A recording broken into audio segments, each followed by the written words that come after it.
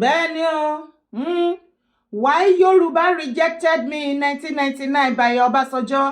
Bàbá Ọbásanjọ́ ti padà sọ àṣírí ọ̀rọ̀ ìbínú wọn. Tó o bá rí bàbá Ọbásanjọ́ tó bá ń bínú sí ilẹ̀ Yorùbá tí ọ̀rọ̀ ilẹ̀ Yorùbá ò rí lè kàn wọ́n lọ títí. Ṣùgbọ́n tó jẹ́ wípé bí wọ́n ṣe máa support another tribe against wa ni wọ́n ń wá. Especially ẹnugbà tí bàbá Tinubu tiẹ̀ wá dé orí àpèrè. Ṣùgbọ́n mo fẹ́ kí ẹ̀yin àgbààgbà ilẹ̀ Yorùbá mọ̀ wípé ibi tẹ́ ẹ bá bayé jẹ́ dé nílẹ̀ Yorùbá orúkọ yín ò ní parẹ́. Ẹ ṣáà rí pé ẹ mọ iye ọdún tí bàbá Awólọ́wọ̀ àǹkò tí gbogbo wọn ti kú báyìí.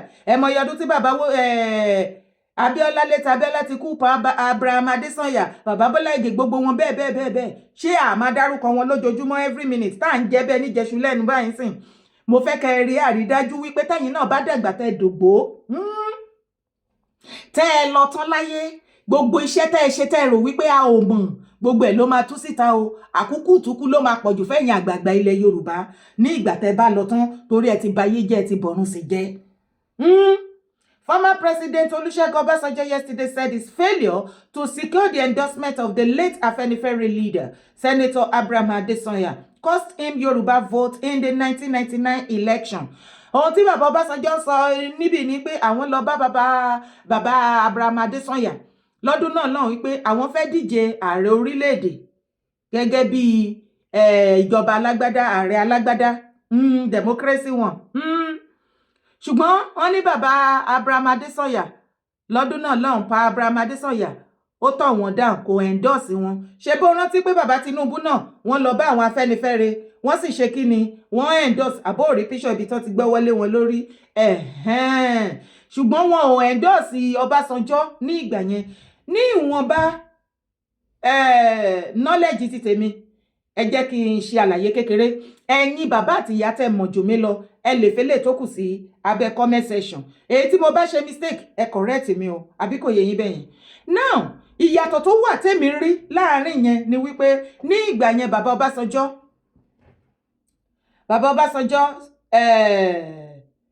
wọn sí nínú Afẹ́nifẹ́re àbí wọ́n wà ńbẹ̀ nígbà yẹn.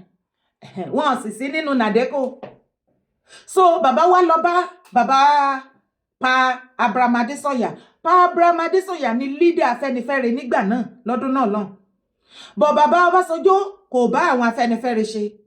Gbogbo ìgbà tá dẹ̀ ń sọ àwọn Afẹ́nifẹ́re strong dáadáa. Wọ́n strong dáadáa. Wọ́n sì strong náà o. Torí àwọn náà ń gbẹnu sọ fún gbogbo wa. Àbí dádì ẹ̀ náà wá pé àbí dádì tèmi. Àwọn náà ní àwọn ní àgbàre ilẹ̀ Yorùbá rè. Ó ga. Ṣùgbọ́n ẹ rántí pàgbà tó bá jàjẹ ìwẹ̀ yóò ti dandan òun fúnra lára ẹ̀ ló máa rúgbẹ́ ìdílé. A pa ìtàn burúkú fún yín. Àwọn ọmọ yẹn á gbé ìtàn burúkú, ojú burúkú á tì wọ́n nílẹ̀ Yorùbá. Ẹ má ṣe ìbàjẹ́ yín lọ, ẹ má wọrí àwọn ọmọ tẹ́ bí akẹ́sàn nílẹ̀ Yorùbá. Nǹkan tá máa fojú wọn rí òun ló lọ lọ́ọ̀kan yẹn, ẹ má wọrí. Now Ọbásanjọ́ wá lòun lọ bá late Abraham Adesanya. Wọ́n ní wọ́n kọ̀ wọ́n endorse wọn. Ṣùgbọ́n ní ìgbà tí bàbá Tinubu tí ó tó àsìkò wọn, àwárí tí wọ́n lọ bá bàbá Fáṣọ̀rántì gẹ́gẹ́ bí leader Afẹ́nifẹ́re. Àbí kò yé yín báyìí. So adẹ̀rí tí bàbá tó endorse wọn pé kí wọ́n máa lọ, Yorùbá ń bẹ lẹ́yìn wọn ló ń jẹ́ bẹ́ẹ̀. Endorsement ẹ̀ tó ò bá mọ̀. Yes, bàbá gbẹnu wa sọ báwọn á endorse. Ṣùgbọ́n somebody like me, èmi sọ wípé bàbá ò lè rí nǹkan ṣe bẹ́ẹ̀ yẹn torí Nàìjíríà ti bàjẹ́. Wọ́n kàn máa lò wọ́n nílò omi òjò ni wọ́n kàn fẹ́ lọ kó wà lásọ̀rùn ara wọn ni, just like nǹkan tó ń go through lọ́wọ́lọ́wọ́ báyìí. Kúkú ṣe jẹ́ ká fọwọ́sowọ́pọ̀ kẹ́ lead wa ká dá dúró kẹ́kọ̀ọ́ tí ẹ̀ wá kọ́kọ́ jẹ́ the first president yẹn as ní Yorùbá nation bẹ́ẹ̀. Ẹ̀kọ́ gbà. Now ṣé ká sọ wípé nítorí bàbá Tinubu ó wà nínú ẹgbẹ́ Afẹ́nifẹ́re, àwọn náà sì dá Afẹ́nifẹ́re rú o. Tó bá Afẹ́nifẹ́re jẹ́ wọ́n kọ́nà sí. Wà ní báwọn ló ṣe kọ́nà sí, ẹ̀yin ọmọ ẹ̀ ní báwọn ló ṣe kọ́nà sí. Ìwọ náà sì mọ̀ àmọ́ ọmọràn bí ní Ọ̀yọ́ ó mọ̀ ṣé wọ́n kọ́nà sí ni, ṣé wọ́n bàbá Tinubu ò sọra wọn dẹja burúkú tí ń bẹ nínú ibú tó mú gbogbo omi inú ibú ó ru gudugudu, ó kẹ̀yìn eléyìí sílé, ó kẹ̀yìn eléyìí, gbogbo wọn ó dàrin gbogbo wọn rú torí kí ìmọ̀ tú ìmọ̀ jọ, ìmọ̀ yín ò ní jọ kí àwọn lè rí àyè penetrate wọlé bó ṣe wù yín bó ṣe wù ú, and he succeeded. Nítorí kí ni àtẹnu ṣọ́ọ̀pù, èyí tó fún nílé ó fún lé, èyí tó kọ́lé fún ó kọ́lé fún, èyí tó gba màálù wọ́n gba màálù.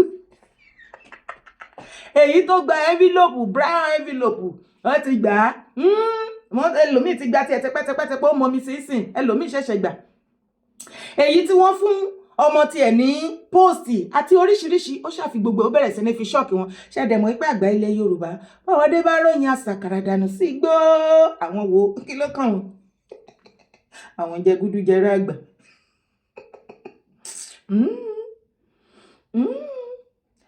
Former President Olusegun Obasanjo yesterday said his failure to secure the endorsement of the late Afenifere leader, Senator Abraham Adesoya, cost him Yoruba vote in the 1999 election. Obasanjo said twice he tried and twice he failed to get the Southwest approval through Adesoya. The National Democratic Coalition, NADECO, and Alliance for Democracy, AD shifting, Obasanjo said, was forthright in turning him down. Obasanjo said, I did not know Pa Adesoya in my early days or in his early days in politics. I came to know him when I was going into politics myself. So, of course, of necessity, the path of politicians do cross. Bí Titiyan àti Baba Obasanjo Tinubu. Oh God. When I met Pa Adesoya, he did not miss words at all and went straight to ask why I came as I am not with the Afenifere and Nadeco group. Ṣé ti gbọ́, ẹ ti fi ti ara yín gbọ́ báyìí. Wọ́n ní nítorí Baba late Pa Adesoya béèrè lọ́wọ́ Ọbásanjọ́ lọ́dún ní 1999 nígbà tó lọ meet wọn fún support àti endorsement àwọn Yorùbá kan tí wọ́n lẹ́yìn kan lọ sí ipò ààrẹ orílẹ̀-èdè gẹ́gẹ́ bí ìjọba alágbádá òkè. Wọ́n ní Pa Adesoya ó tọ̀nù wọn down nítorí wípé wọn ò sí nínú Ọbásanjọ́ ò sí nínú ẹgbẹ́ Afẹ́nifẹ́re kò sì sí nínú Nadeco group ṣùgbọ́n Tinubu wà nínú Afẹ́nifẹ́re bó ti jẹ́ pé faction oríṣiríṣi ló wà ó dẹ̀ pa àwọn náà dá Afẹ́nifẹ́re youth forum sílẹ̀ gbogbo ẹ̀ wọ́n ṣá manipulate gbogbo ẹ̀ fúnra wọn so ṣé ká sọ wípé torí bàbá Tinubu wà lẹ́gbẹ́ Afẹ́nifẹ́re àti Nadeco ẹ̀yìn òun lẹ ṣe endorse wọn kò sí wàhálà. I told him I don't know who is the us you are talking about, but you are a politician and I'm going into politics and as a well-born and bred Yoruba boy. Baba Obasanjo, ẹ̀yin lẹ pera yín ní well-born and bred Yoruba boy yo. Àwọn ọmọ Yorùbá ní ọmọ Anambra ní yín o, bọ́mọdé bá kọyán alẹ́, bá kọyán kíní kan, on correct mo tó ti gbàgbé. Àgbà fìtàn balẹ̀ ní o.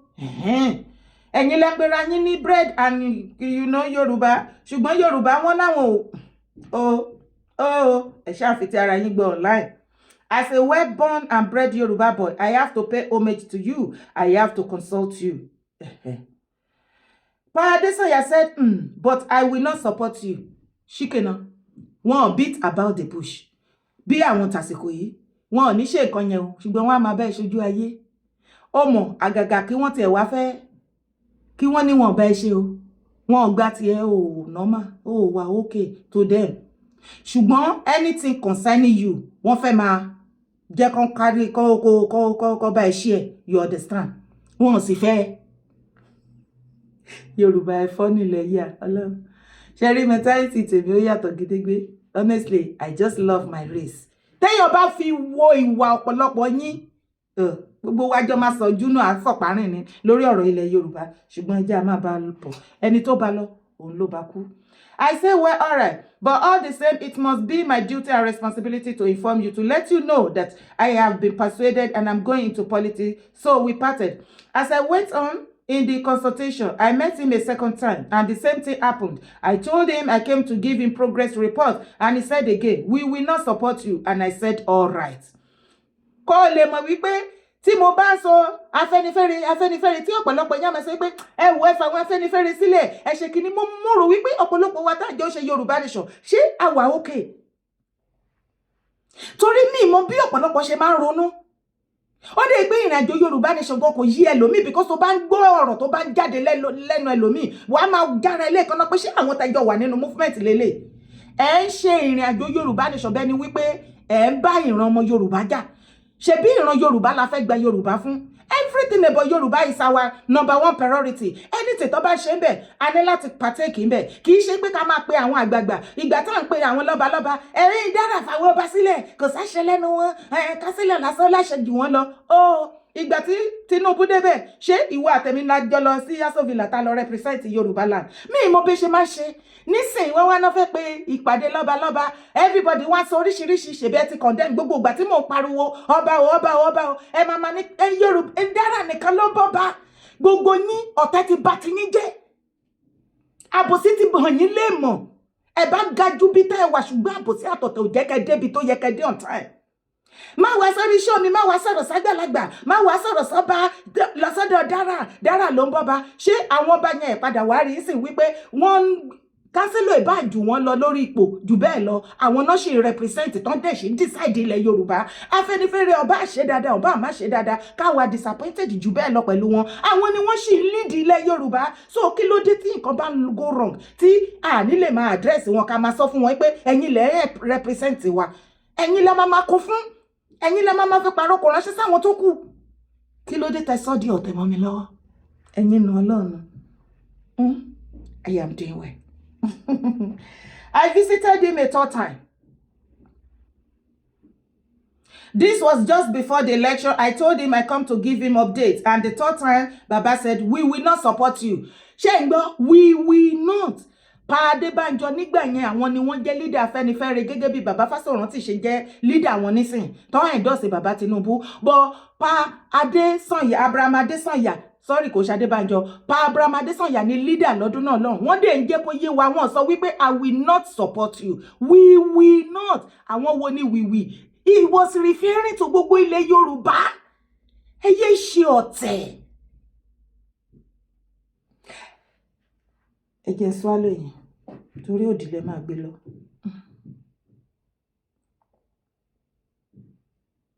And of course, as the result of the election turned out, I was not supported by the Yoruba in the Southwest for 1999 election, Obasanjo said. Though he praised Adesanya as a man of integrity who did not seek political favors to himself, family, or allies. Bí ti àwọn àgbà àsìkò yìí, tí àwọn bàbá 80, 90, 100, over 100, tán fapá gbé wọn lọ, tán ṣòṣì bí iṣẹ́. Káì.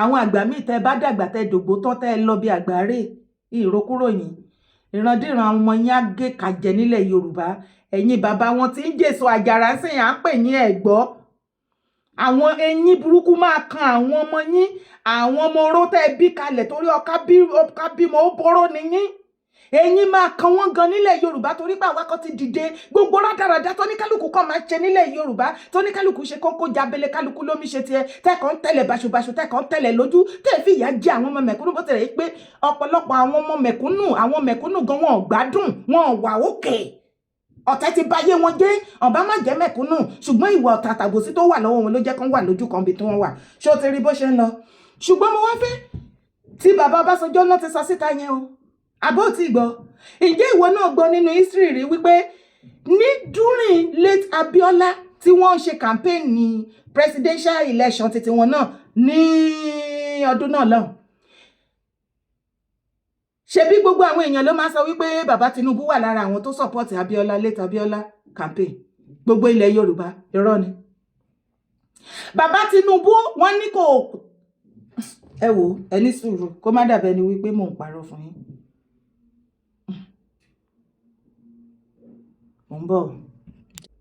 òun rèé o in 1999 mo fẹ́ kó farabalẹ̀ máa kà fún ẹ máa dẹ̀ wá lọ síbi comment section máa pick àwọn comment kọ̀ọ̀kan náà láti fi bọ́ trace ẹ̀ ìwọ tó bá mọ̀ nípa ilé you can as well drop your comments under this video ó sì lè pè mí èyí tí a bá ṣe mistake ńbẹ̀ I stand to be corrected o correct me.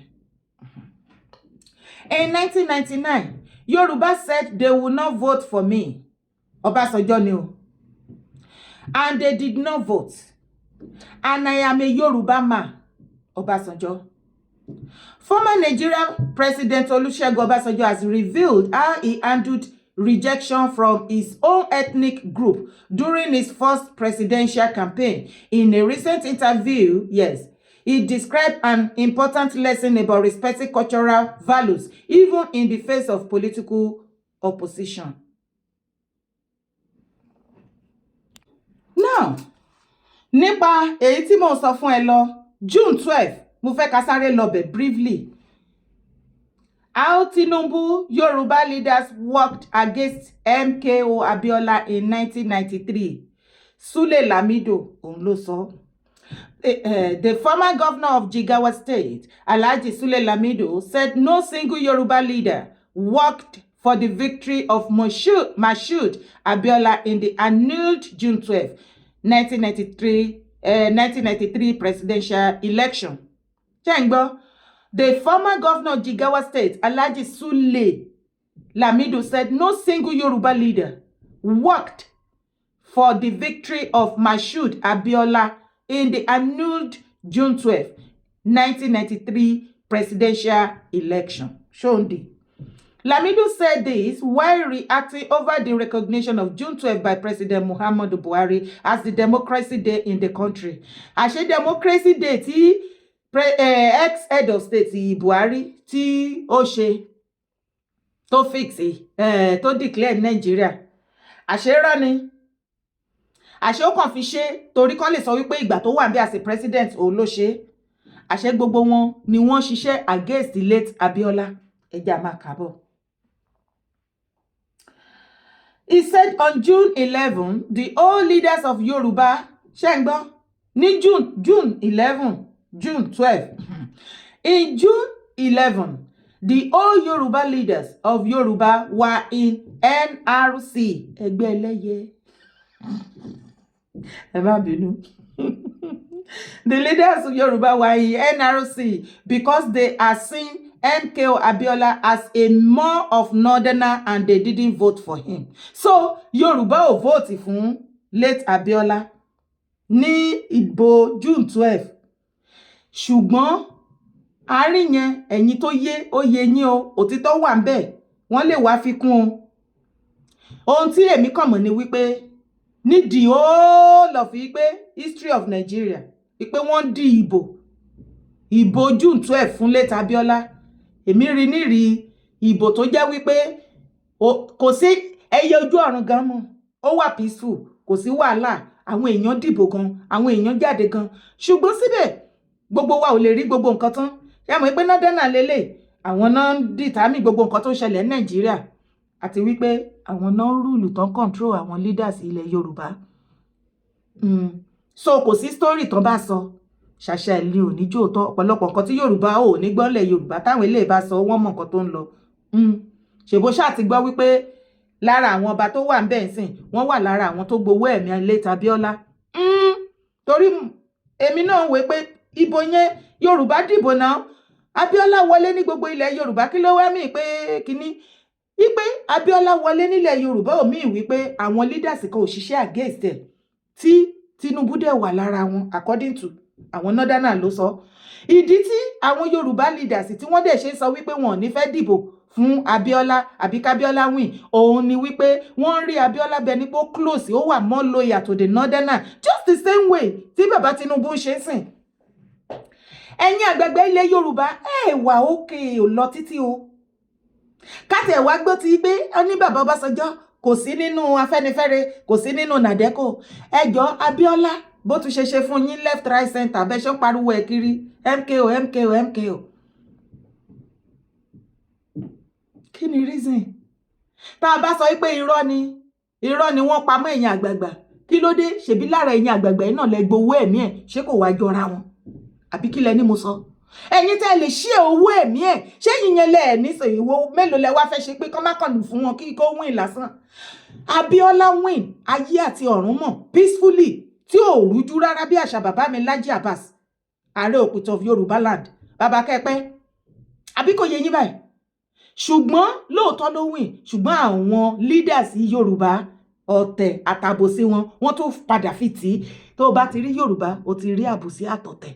Few ló ní orí ọ̀fẹ́ láti yàgò fún kò sọ́mọ Yorùbá tí ò ní àbòsí lọ́wọ́ o kò sí ọmọ Yorùbá tí ò ní ọ̀tẹ̀ o bóyá omi wá ní I don't know. Ṣùgbọ́n when you now tó o bá lọ́n bá mú àwọn ìrìn àjò kan tó wá discover pé nananana àwọn kìíní nananana àbí ìmísí Ọlọ́run tiẹ̀ tó wá minister sí ẹ pé nǹkan báyìí mi ò fẹ́ ní sàkání ẹ̀ tó o bá fẹ́ máa bá mi rìn tó fẹ́ máa bá mi dọ́gba tí mo bá fẹ́ máa jẹ́ Ọlọ́run ẹ kó máa pè mí kó sì máa jẹ́ àwọn nǹkan bẹ́ẹ̀ ti dèwọ̀ fún ẹ àwọn nǹkan bẹ́ẹ̀ ti dèwọ̀ fún ẹ tí kì í ṣe pé ìránṣẹ́ kan ni ó pè ẹ́ tó jíṣẹ́ yẹn ṣùgbọ́n tí ìmísí Ọlọ́run fúnra lára ẹ̀ tó ń sọ fún ẹ my dear òbẹ́ o. Ṣé àlàyé mi yẹn yé kó lè má mọ ìwà àwọn àgbààgbà ilẹ̀ Yorùbá tá a bá ń kọ fún wọn tí ẹ̀yin kan máa sọ pé à ń rí wọn fín ìwà ọwọ́ wọn ò dáa àwọn ló ń jèso àjàrà burúkú àwọn ọmọlẹ́yìn kan ẹ wá ní ká fojú re wò yín a máa lẹ̀yìn lókò pa ni ẹ jẹ́ a máa bàbọ̀ ẹni bá lọ ló bá kú. He said on June 11, the old leaders of Yoruba were in NRC because they are seeing MKO Abiola a more of northerner and they didn't vote for him. It's like in 1999, Yoruba leaders worked against Olusegun Obasanjo. They only embraced them as their own after they had won election, Lamido said. Matubeyenka, it's like in 1999, Yoruba leaders worked against Olusegun Obasanjo. They only embraced them as their own after they had won election, Lamido said. Nǹkan tí Lamido ń sọ sí pé the same thing, ìgbà tí Obasanjo náà ní 1999 o. Tí wọ́n láwọn fẹ́ jẹ òun ni bàbá Lamẹ́ǹtì bíi pé wọ́n lọ bá lídà Afẹ́nifẹ́re bàbá dẹ̀ sọ wípé àwa Yorùbá wọn ò ní dìbò fún o lẹ́tà Abíọ́lá náà ohun tí Lamido wá sọ sí ni pé àwọn àgbààgbà ilẹ̀ Yorùbá wọn kì í sọ̀pọ́ọ̀tì àwọn ọmọ wọn tó bá gbé ìgbà ipò ààrẹ àbí kò yé yín báyìí ṣùgbọ́n tó bá ti wá ń wẹ̀nì tán wọ́n á wá claim wọn pọ̀ mọ́ wa ni wọ́n á sì máa expect wọn kí wọ́n wá ṣe gudugudu méje yáà mẹ́fà sí ilẹ̀ Yorùbá ẹjọ́ ṣó lè work. Now èmi jẹ́ ìkan lára àwọn ọmọ yín èmi ò ṣọ̀tẹ̀ lòdì sí anybody o gẹ́gẹ́ bí ẹni bó bá fẹ́ gbépò ààrẹ àbí gómìnà àbí ipò tó bá wù ká gbé ṣùgbọ́n mo kàn jókòó ní pé àti ọdún tẹ́tí ń gbé ipò náà kò sérè tá jẹ lára yín ìdí tèmi ò dẹ̀ ṣe lè support bàbá Tinubu òun ni wípé kò sí ìkankan ní Nàìjíríà Yorùbá nation lèmi gbé dání èmi ní faramọ́ ká má dìbò mọ́ ká má bá wọn ṣe Nàìjíríà mọ́ torí a rí wípé wọn ò kí ẹ̀ nípa wa Nigeria is like a market grant oníkálùkù ń tà tó ń ra exchange good for good ni wọ́n fi ń ṣe trade by barter kò dẹ̀ sí bí bí ìgbésí ayé àwọn èèyàn ṣe lè tẹ̀síwájú ń bẹ̀ ìlú country tó dàbí market grant tán ti ń ta ọjà kí ló fẹ́ ṣe bẹ̀ you see so ìdí nìyẹn ṣùgbọ́n ẹ̀yin àgbààgbà à ń sọ fún yín ká ẹ ṣe eré ibi tẹ́ ẹ bá yé jẹ́ dé ayé mọ̀ pa ẹ bá yé jẹ́ débẹ̀ kò sí wàhálà ṣebí òun náà kọ síta ẹ̀ kò sí wàhálà.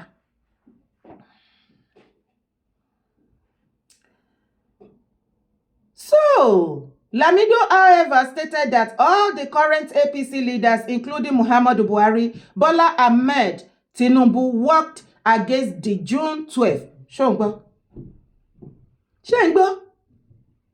Ó jọ gàtẹ́, kò jọ gàtẹ́, ó dúró gàtẹ́ o, ó sì fẹ́ jẹ̀sẹ̀ méjèèjì, ó fi tiro báyìí.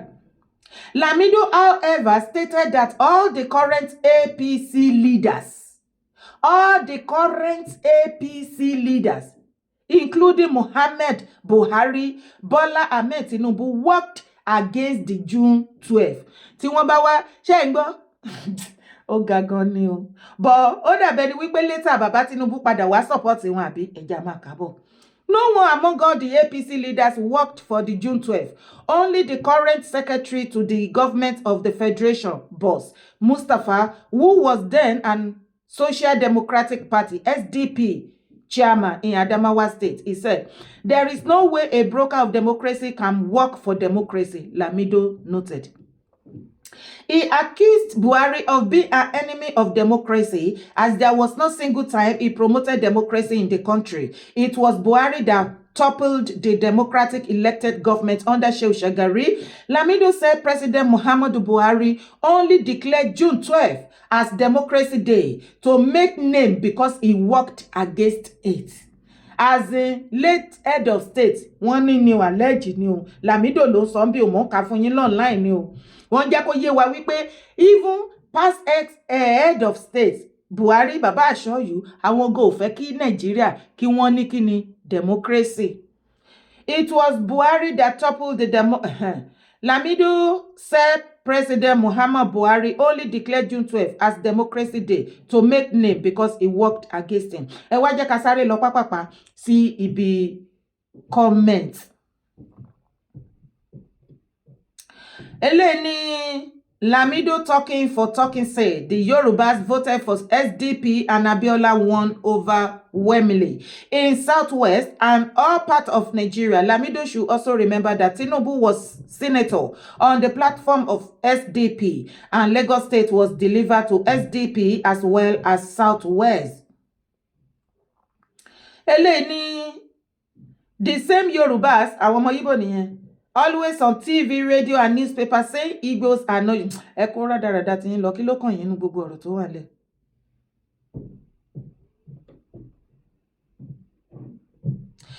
Eléyìí, what Sule Lamido didn't comprehend is the spirit and the drive of Nigerians across diversity voted MK Abiola massively in free, fair and credible election without regard to ethnicity. Yes. Religion, tribe, language, and region. It was that spirit that is being recognized, which is now battered by the present political class that exploit the differences in diversity to advance their self-centered interest. Nigeria will remain in pains as long as the political class continue their exploit to actualize their false dream. So tá a bá ń kó fún àwọn politicians wa láìtàlẹ́ ó padà tó bẹ́ẹ̀ ó jù bẹ́ẹ̀ lọ a gbọ́dọ̀ jẹ́ èékánná lọ́rùn wọn torí àwọn ni ọ̀bàyéjẹ́ obì tó ń so nígbà ẹ̀rùn ẹni ègbé ẹni àdánù ló pọ̀jù nínú wọn ó lè òsínwó ènìyàn òun ni wọ́n ti ya wèrè láti inú oyún.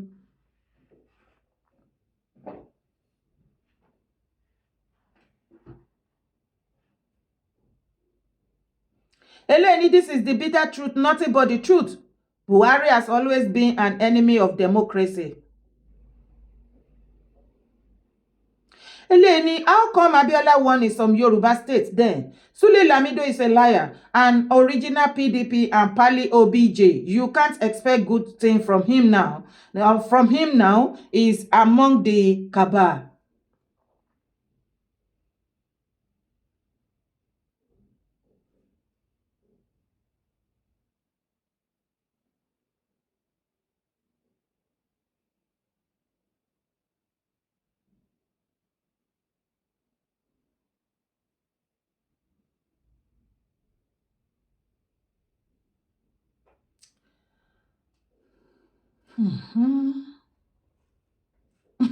Eléyìí, Yorubas are hypocrites. They are the ones dividing the youth. Ẹ ti mọ̀ pé àwọn ọmọ Igbo ni. Only we know that Yoruba are chameleons. They will regret all the chameleonistic attitude sooner. Ṣé ti rí pé àwọn ọmọ Igbo wọ́n múra yín. You don't know what they have in stock for you. Wait, ẹ jókòó síbẹ̀ kẹ́ máa wò. Eléyìí, yes, you said it all. Tinubu did it for paid back. Ibi tí mo fẹ́ kí ẹ gbọ́ dáadáa nìyẹn. Eléyìí, ó dàbí ẹni wípé ó mọ nǹkan tó ń sọ. Only yes, you said it all. Tinubu did it for paid back what late Abiola did to Awolowo. Ìwọ náà ti gbọ́ nípa story between nǹkan tí late Abiola tí wọ́n ṣe sí late Awolowo. Bó tilẹ̀ jẹ́ wípé agbọ́nú story yẹn náà pé later bàbá Abiola wọ́n padà lọ bẹ̀ bàbá Awolowo sì forgive wọn àti bàbá Awolowo àti Abiola àwọn méjèèjì ọ̀run yín ire o ò jẹ́ ṣeré ẹ̀yin àgbààgbà àsìkò yìí ẹ jẹ́ ṣeré àwọn méjèèjì ti lọ ṣùgbọ́n tán gbélé ayé ṣe ó ń jà rìnrìn yín lẹ̀ kí la ó sọ nípa rẹ̀ tó o bá dàgbà tó dùgbò tó lọ tán. Only yes, you said it all. Tinubu did it for payback. What late Abiola did to Awolowo, but later support Abiola after the victory, and again betray same Abiola with the northern elite with the promise he will become governor of Lagos State. You see, these politicians ilẹ̀ Yorùbá wọ́n ti ya wèrè sẹ́ òsínwó ni wọ́n gbà kí wọ́n kó ìgbẹ́ màálù jẹ kí wọ́n lè fi wọ́n sí post ju wípé kí wọ́n jẹ́ kájọ fọwọ́sowọ́pọ̀ ká dá dúró kíni ṣe kíni kó má sí wípé wọ́n ṣe sá lọ sábẹ́ wèrè kan mọ́ àlè kan àwọn ẹ̀yin lẹ́ni Nàìjíríà àwọn àtọ̀húnrìn wá dé wọ́n wá gba Akẹ́yìndé wọ́n wá gbẹ̀gbọ́n mọ́ yín lọ́wọ́ kàkà tó yẹ ká ìdìde kẹ́ fọwọ́sowọ́pọ̀ ọ̀tẹ̀ àtàbòsí ò jẹ́ ọ̀lẹ́ bá tẹ̀yìn jẹ́ gbogbo nǹkan lẹ má fi ròjú sí ẹjẹ́ àfọwọ́sowọ́pọ̀ ká ṣe nǹkan yìí Yorùbá wa máa complain wọ́n pa wá bàbá jáde ìgbà tó jáde fún kó jáde fún ayé ara ẹ̀ ṣé àwọn èèyàn òkú nínú fámílì ẹ̀ ṣé wọn jíyàn gbé ṣé yàn ò lásídẹ́ǹtì ṣé yàn ò síìkì mi understand ìgbésí ayé tẹ̀yìn ọmọ Yorùbá ń gbé mi understand ayé yín ipe ká jọ fọwọ́sowọ́pọ̀ ká ṣe nǹkan kó má pa èèyàn kan lára ju èèyàn kan lọ wàá máa gbọ́ tó o bá fẹ́ ká ṣe o lè jókòó sábúrọ̀dù kó máa sọ̀rọ̀ o ní láti máa bọ̀ nílé ni kó wá lídìí wọn ẹjọ́ Ṣòwòrẹ́ ó pè máa sọ máa fi kọrin sí yín létí anybody nínú yín ò gbúdọ̀ sọ fún mi mọ́ wípé tá bá ṣe gbá wọn ṣe kinní kan yes it is true wọ́n arrest yín ìjọba ọ̀run ò ṣe fagbára ó ti dá fagbára wọ̀ sọ́rí situation Nigeria of today ó ti le kokoko tipátìkùkù ni ó ti di ọ̀rọ̀ èkùrọ́ tó o bá fẹ́ pa èkùrọ́ tó o mú tó o rá robóróbó wàá pẹ́ títí ayé níbẹ̀ o ṣùgbọ́n tó o bá fẹ́ jẹ tinú èkùrọ́ tó fẹ́ jẹ gangan pankínà yẹn o ní láti lọ wá pọ́npọ́ tó strong àbí òkúta rìgìdì tó kò ṣe lè tó máa fọ́mọ́lẹ̀ tó máa ṣe kú o tó máa dúró ko tó o bá gbà mọ́ orí ẹ̀ wà láyà àpọ̀ tinú ẹ̀ lẹ̀ kò sí nǹkan rẹ̀ kan tí kì í là ní láàgùn tí kì í gba sacrifice lọ́wọ́ ẹni ṣùgbọ́n tí Yorùbá ni mo rírí wọ́n fẹ́ kán máa làmẹ́ẹ̀tì bó ṣe ń rojọ́ nínú ilé nínú living room àti lórí fóònù nínú gúrùpù àti gbogbo ẹ̀ láàrin ọjà ebi ń pa wá kò sówó igbá kan àwo kan gbogbo ẹ̀ kó ṣáà máa lọ bẹ́ẹ̀ kẹ́ ṣáà máa ráhùn ẹ jẹ́ ká ṣe nǹkan tẹ́bi òfin nípa yín mọ́ tí kò ní sí oore ọ̀fẹ́ pé àwọn àgbààgbà ilẹ̀ Yorùbá politicians wa wọ́n á rí abẹ́ èèyàn kan sásì because ọ̀pọ̀lọpọ̀ yín á tún máa deceive ara yín ẹ máa confuse àwọn tí wọ́n lè dọ́pọlọ rò tọ́pọlọ wọn ti yòrò wà á máa gbé tó bá dá dúró náà ṣé kò ṣe the same set of people ọmọ power will change hand tá a bá dá dúró kò ní sí wípé Yorùbá ní láti lọ consult northerner àbí àwọn south eastern àbí south south wo orí bí kí lorúkọ Asiri Ikoko bó ṣe ń kó fún Tinubu bó ṣe ń yẹ̀yẹ́ yín tó ń disgrace yín tó ń sọ̀rọ̀ tó ń pè ẹ̀yin Yorùbá ní betrayer kò ní sí irú ìyẹn mọ́ àjọ ṣèjọba inú country wa ni àwa ara wa ni northerner kọ́kọ́ ò ní final say bẹ́ẹ̀ ni south eastern south kan lè ní ṣe ìkọjá àyè ní àwa ara wa la máa ṣe ó máa wá kù sọ́wọ́ ara wa bá a bá ṣe dáadáa àá bá ń bẹ̀ bá a bá ṣe rádaràda náà àá padà bá ń bẹ̀ ni. torí mi ò fẹ́ kí fídíò igun jù ṣé ti wá rí wípé koríko ibi tí erin méjì bá ti jà kì í gbé rí bí mo ṣe ń bá ẹ sọ̀rọ̀ lọ́wọ́ ẹ̀ gbogbo ọ̀nà ni bàbá Tinubu tó fi treat fọ́kọ̀pù bàbá Ọbásanjọ́ gbogbo legacy tí bàbá Ọbásanjọ́ ń gbà tó wà ń bẹ̀ tí wọ́n ti lé ilẹ̀ gbogbo àwọn nǹkan tó ti ṣe lóríṣiríṣi tí wọ́n fi ń porúkọ wọn pé àìgbà tí Ọbásanjọ́ wà ń bẹ̀ as president òun ló ṣe lé gbogbo ẹ̀ ní bàbá Tinubu ti yí padà tó ti yí padà nítorí nǹkan tó wà láàrin ara wọn power tosu ó sì ń affect ìwà tèmi kí wá ní way forward kí lọ́nà àbáyọ ẹ̀yin kan sásẹ́yìn bàbá Tinubu ẹ̀yin kan sásẹ́yìn bàbá Ọbásanjọ́ tó o bá jọmọ kọ ilẹ̀ Yorùbá tó kìí ṣe olórí ọmọ àlè ṣé kò sásẹ́yìn èèyàn kan ni o máa fi ṣe ní ọ̀rọ̀ tó wà lẹ̀ àbí bá ṣe máa ṣe àárín àwọn méjèèjì tí ilẹ̀ Yorùbá máa gún tẹ́kù áké bí ekúté ya ké bí ẹyẹ ẹkúkú ti sọ ọ̀rọ̀ ilẹ̀ Yorùbá di ọ̀rọ̀ òjò pé wé kókò bó bá lè fàyà kó fàyà pẹ́rẹ́gẹ́dẹ́ ẹ̀yin nu Ọlọ́run so bí géèmù yẹn ṣe ń lọ lélẹ̀ ó ti ẹ̀dá bàbá Tinubu kàn tẹ̀dẹ̀ pariwo sí bàbá Ọbásanjọ́ so nǹkan tó ń bí yín inú nìyẹn now èyí tí máa wá fi ráǹdì ẹ̀ ọ̀pù fún yín ni wípé ṣé o ti rí ìdí tí bàbá ṣe 8 years ẹ̀ tí ó kí ẹ̀ nípa ẹ̀yin ọmọ Yorùbá ti tomorrow bàbá Tinubu náà báyìí sìn àwọn náà ti ṣe the same thing pé àgàgà ní Lagos State tán pọ́kẹ́tì pé àwọn làwọn yàgbẹ́ àwọn làwọn ṣu láti dì yẹn ẹ̀yọ wọn padà lose ẹ̀yọ ojú everybody máa bó ojú everybody máa bó tó já sí wípé do not expect anything tangible from baba Tinubu's government towards Yoruba land ìwọ tó bá wà lọ dúró níbì kan wípé baba Tinubu ń bọ̀ wá ṣe kankan nílẹ̀ Yorùbá fọmọ Yorùbá